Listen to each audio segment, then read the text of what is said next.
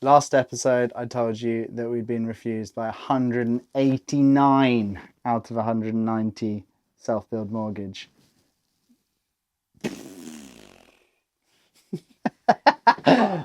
Yeah.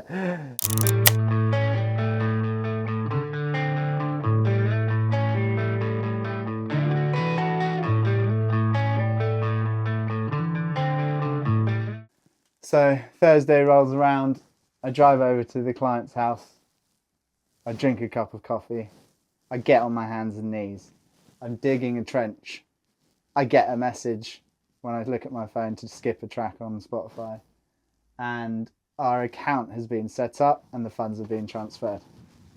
I'm super, super hyped. You can see on the time lapse that I was recording of me doing the work that I basically stared at my phone for about half an hour, messaging 8 million people.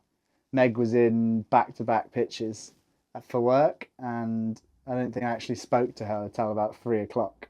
But when we got back, we all had a family kitchen disco party, and after Willow was asleep, we had a little cheers as the sun went down over the road. I can't actually believe that we've managed to get to the start.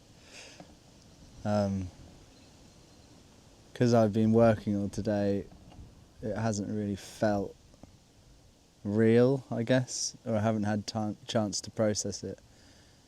It's like, it's just weird that we've been trying to do this for like 2 years, and I have done some stuff, but like actually starting building the house has still felt like a dream, despite doing, you know, the like bits and bobs I have done. And now we actually can start to like build the house. This is mad. So straight out the gates, once it had settled in that we've actually managed to get the deal over the line, that there was like a major pang of panic and fear deep within my stomach.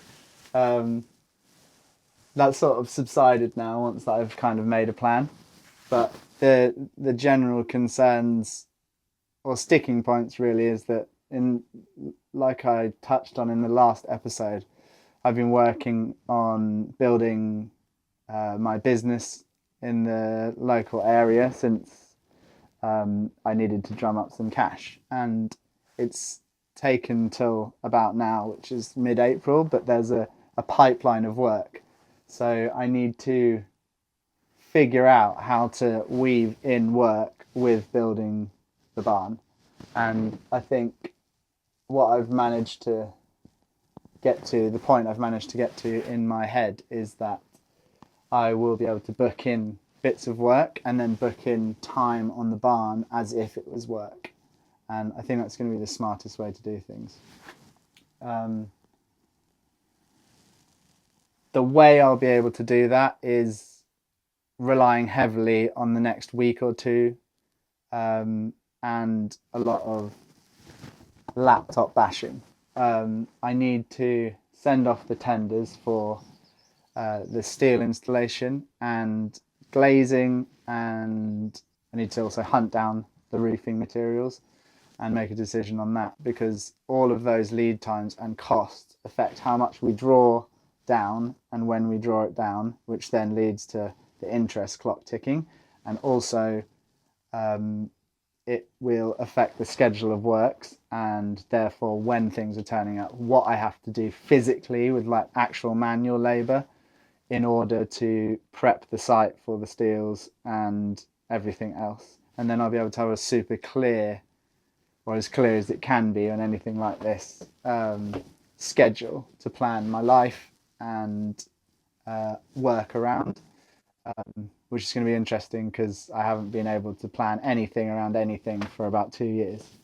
So it's a strange situation to be in, and just have to not self-sabotage it. I was in London in my agency. Normal day, back-to-back meetings, constant questions, which I love. And then I actually turn my notifications off when I'm at work, which is not good for a mum. I feel bad. But my client services director just leaned back on his chair and he was like, Meg, congrats. I've just seen Ross's Instagram story. And I was like, what? And so at that point, I then checked my messages, and obviously Ross had messaged, and we're also in a chat with the broker. And honestly, I felt like crying with relief. It has been so challenging. I can't even communicate how I felt. Just pure and utter relief, kind of like an a light buzz. I think if I reflect on how I was feeling in November versus how I feel now, pre getting this mortgage, obviously Ross has explained the trials that we've been through. We've been rejected. And I'll be honest, Ross and I had 2 conversations where I was saying, I don't know if I can do this anymore. I think not having a goal, I find really challenging, not knowing if it's going to happen. But in addition to that, it just felt like Groundhog Day. You know, every approach we took just wasn't working.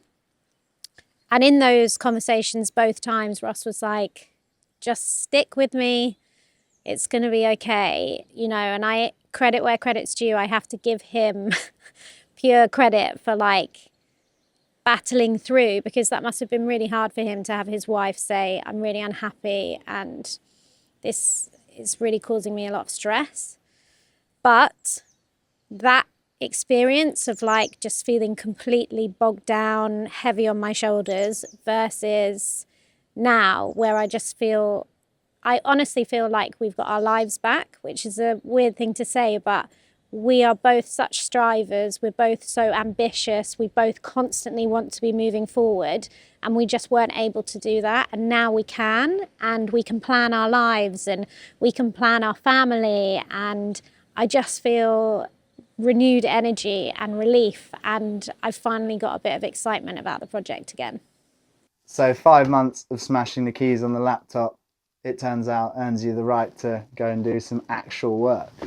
So I'm hoping next episode that we'll be able to tool up, get in the digger, move some stuff around, clean up some mess from the last 6 months, make a plan, and start ticking things off the list. So make sure to subscribe and follow me on the journey.